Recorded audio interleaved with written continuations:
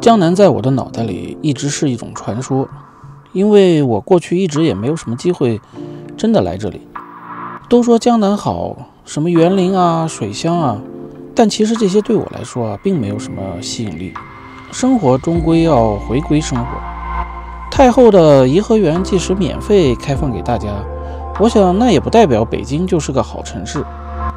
我以前也以为江南的这些城市都大差不差，无外乎小桥流水、白墙灰瓦，但当我自己走过一遭，才发现江南的味儿也各有不同。江南的好早已经不是用鱼米之乡、富甲一方可以形容的，历史痕迹深藏在城市的各个角落，生活的气息让城市更有魅力。那这次呢，我先来说说南京、苏州、杭州这3个城市的不同之处。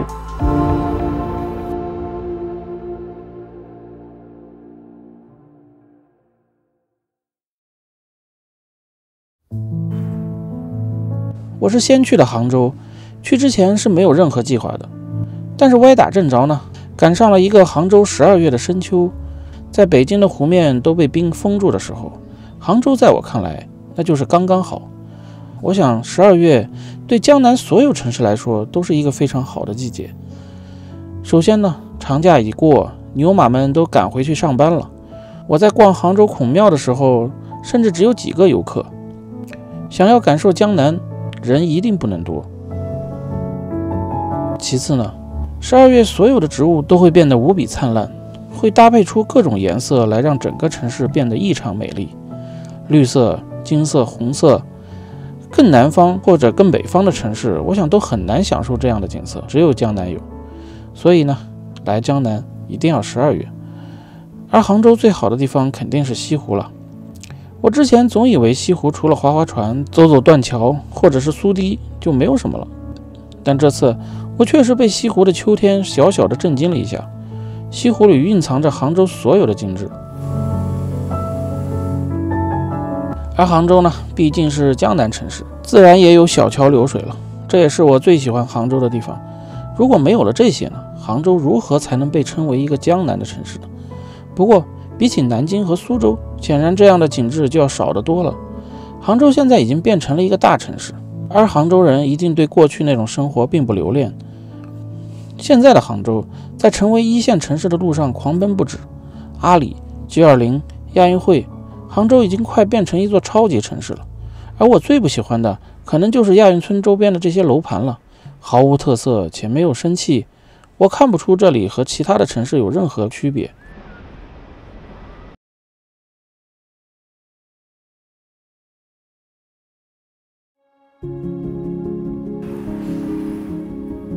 无论是去和哪里的城市比较，江浙沪的城市最大的特点就是干净了。而在这3个城市里，杭州绝对就是那个最干净、整洁、精致的城市了。我想这其实是和杭州人有关。我所知道的真正的杭州人其实是很讲究的，一方面是关乎于品质，一方面是关乎于面子。这一点你甚至从杭州著名的1818黄金眼这个节目都能感觉到。在北京人热衷于国际形势和国家大事的时候，杭州人更关心的是身边的鸡毛蒜皮。而一个城市是否住着舒服，就是能把这些鸡毛蒜皮都给处理好。联系到营商环境和城市管理也是一个道理。很多人好奇为什么杭州能有6小龙，南京没有，成都没有，深圳没有。如果你简单的把其因果关系和营商环境好联系起来，可能就是对杭州人理解的不深刻。杭州人对于生活环境和生活品质的要求，才是让杭州的中小企业一直能够领先全国的本质原因。要学杭州啊，必须理解杭州人对生活的态度，才能理解其中奥妙。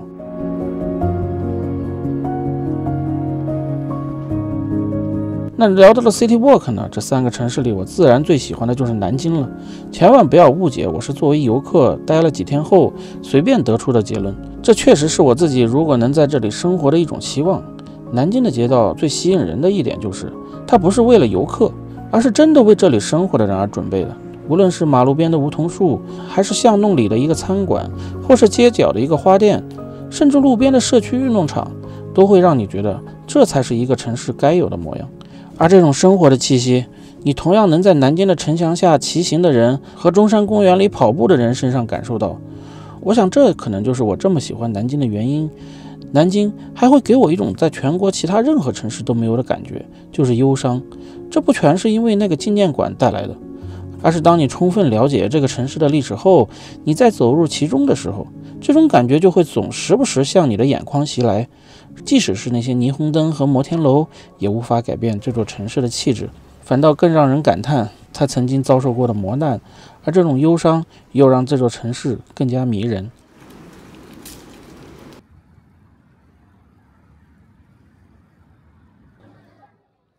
我在苏州的节目里说不要来苏州旅游，我觉得现在那些古镇啊、小桥啊、巷子啊，早就不是那个味儿了。我10几年前去乌镇的时候就没有那个味儿了。那到底苏州应该是个什么味儿呢？我给你带好东西来了。咦，大梨花，一把头绳子嘞，那我看一眼。人呢？哦。也许是我词穷，我想不出什么优美的句子来形容这种感觉。反正苏州那种凄冷和孤寂的美，现在肯定是没了。即使这座如此倔强被保护起来的古城也没有了，这就是我对苏州最大的遗憾。我在苏州这几天一直觉得这座城市有些无聊，但我又不确定是为什么。而我开车到了苏州的城郊，能看到的都是连绵不绝的工厂，这甚至让我有了到深圳宝安和东莞的感觉。苏州十足成了一个打工者的城市。这时候我才恍然大悟，我的感觉从何而来？我们在网络上经常看到苏州是人均 GDP 最高的城市，这时候我就想起一个我苏州的朋友，在他的生活里，挣钱就是第一重要的事儿，甚至可以说是唯一重要的事儿。他自己有个工厂，不能说非常富有吧，但肯定比普通人要有钱得多。我看他的生活几乎全部都是围着工厂，20几年了，基本上就没有怎么出去玩过。以他的资产出个国度个假，完全是没有任何问题的。他也从来没有出过国，每次见面就是吃个饭就走了，也从来没有说去哪儿转转，找点什么好吃的吃吃。总之，在我看来，他的生活就属于我完全不能理解的那种。我这么说，并不是说他人不好，其实他是个很有原则的人，而且对朋友也非常友善。只是他的生活在我看来就属于那种毫无生活。我聊的这个朋友，并不是说苏州的人都是没有生活，只是苏州人给我的印象，真的就是挣钱显然要比其他的事儿更重要。你说苏州有钱吧，这个的确是，我也承认，苏州城该有的都有。但你说我走在苏州的街上有什么有趣的感觉？除了逛园林，那基本就没有了。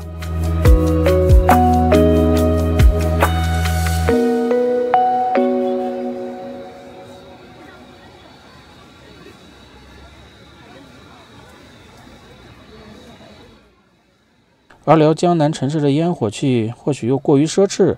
我到现在也不明白，为什么有些城市的人这么在乎吃和夜生活。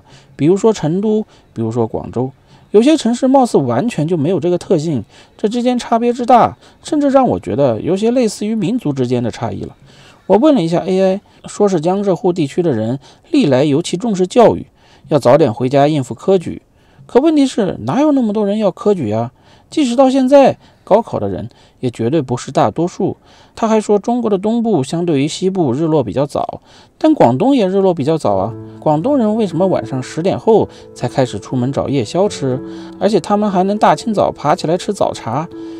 最近那些在自己国家半夜不敢出门的老外来了中国，不是也喜欢半夜出门晃悠吗？寻找一种莫名其妙的安全感。所以我到现在也没弄懂这其中的奥妙。但要对比这3个城市的烟火气，自然还是南京更好，因为只有南京人会偷偷摸摸的在凌晨1点还跑出门开 party， 胡吃海塞，这种松弛感一定是杭州和苏州都没有的。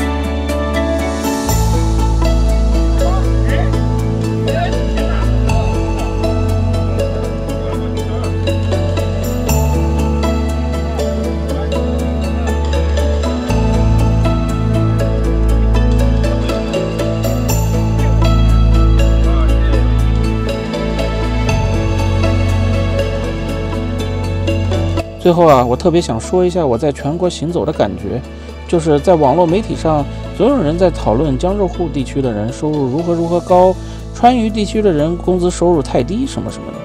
可是我现实看到的很多情况是，川渝地区的人幸福感一点也不亚于江浙沪地区。你看新华社2023年的全国最具幸福感的城市，成都第一，杭州第二。所以 GDP 并不能完全代表一切。我想，如果在20年前，大家为了工作到处奔波的年代，中国人衡量一个城市的标准，一定那就是工资的高低。那现在可能这个标准就不会那么单一了，城市的管理、环境、节奏、饮食、教育、资源等等，也会变得越来越重要。所以说了这么多，虽然杭州和苏州的 GDP 可能都在南京之上，而且人均收入也都更高，但你要问我选哪个城市，我还是选择南京。轻松、有活力、有生气，自得其乐，优雅、古朴、厚重，等等等等吧。说实话，南京的味儿是真的冲，是根本忘不掉的那种，还想让你再来的那种。当然，这并不是说杭州和苏州不好，只是这3个城市各有特色，只是我更喜欢南京那种没有任何娇柔做作的朴实美。